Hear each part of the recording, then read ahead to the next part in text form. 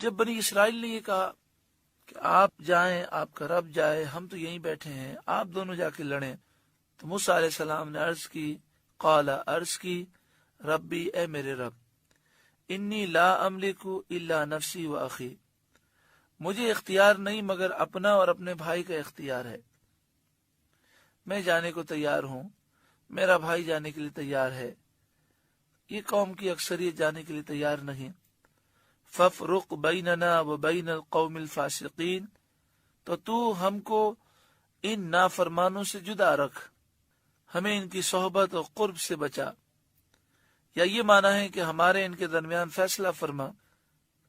بعض فرماتے ہیں یہ معنی ہے کہ ان پر جب عذاب نازل ہو تو ہمیں اس عذاب سے محفوظ فرما۔ قال، فرمایا، فَإِنَّهَا مُحَرَّمَةٌ عَلَيْهِمْ 40 سنة، تو وہ زمین ان پر حرام ہے 40 سال تک، یعنی زمین میں یہ 40 سال تک داخل نہ ہو سکیں گے۔ یتیہون فی الارض، بھٹکتے پھریں گے زمین میں۔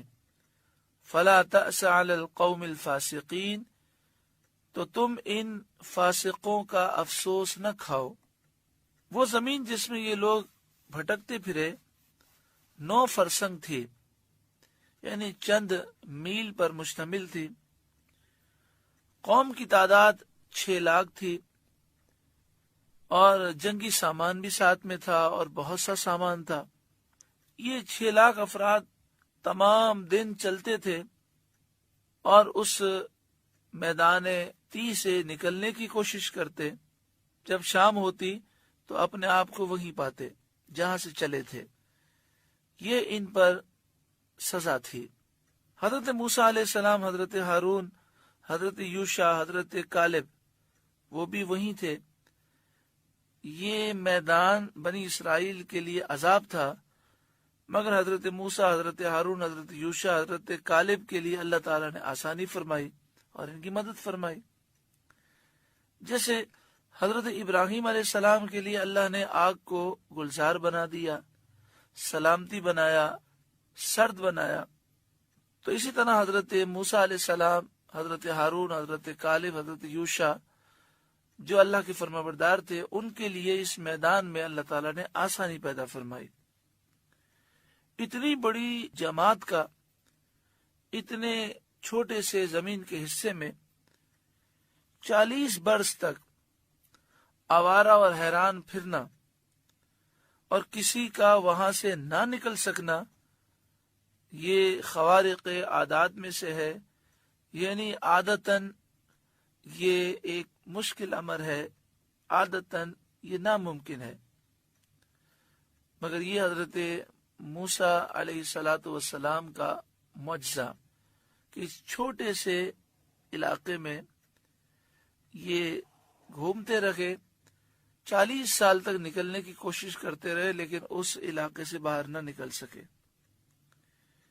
جب بنی اسرائیل نے اس جنگل میں حضرت موسیٰ علیہ السلام سے کھانے پینے، دیگر ضروریات کا مطالبہ کیا اور تکالیف کی شکایت کی، تو آپ دیکھیں اللہ تعالیٰ کتنا کریم ہے۔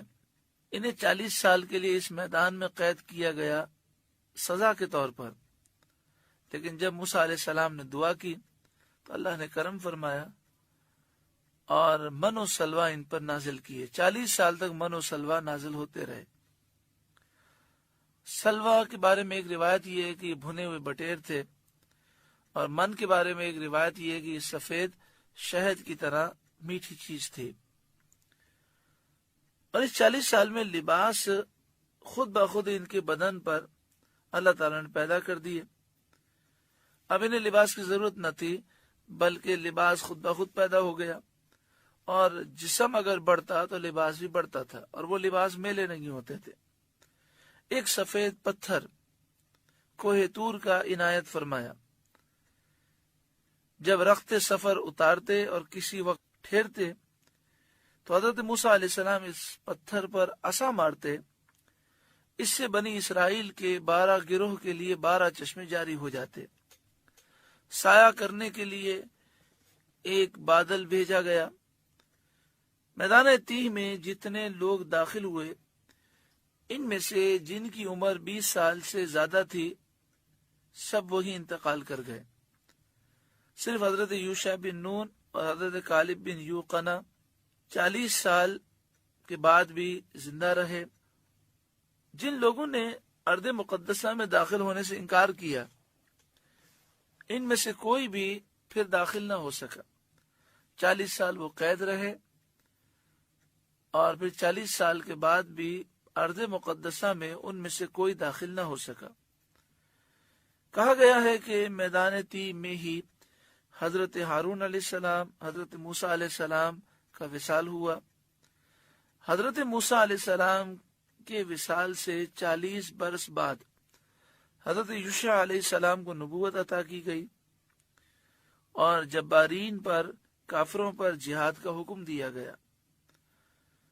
تو آپ باقی بچ جانے والے بنی اسرائیل کو ساتھ لے کر گئے اور آپ نے کافروں سے جہاد کیا اور ارض مقدسہ کو آزاد کیا. سورۃ المائدہ کا 4تھا رکوع مکمل ہوا. اللہ رب العالمین اس رکوع کے نور سے، اس کی برکتوں سے ہم سب کو مالا مال فرمائے. اللہ تعالیٰ ان نصیحتوں پر ہمیں عمل کی توفیق عطا فرمائے. اس رکوع میں اس بات کا بھی ذکر ہے کہ اللہ کی نعمتوں کو یاد کرو. انسان کو چاہیے کہ وہ مسلسل نعمتوں کو یاد کرے. جو پریشانیاں ہیں اس کا ذکر کم کرے، نعمتوں کا ذکر زیادہ کرے، تو انشاءاللہ دل میں شکر کا احساس پیدا ہوگا. لئن شکرتم لازیدنکم، اگر تم شکر کرو گے تو میں ضرور بضرور نعمتوں میں مزید اضافہ کروں گا. اللہ تعالی ہمیں عمل کی توفیق عطا فرمائے.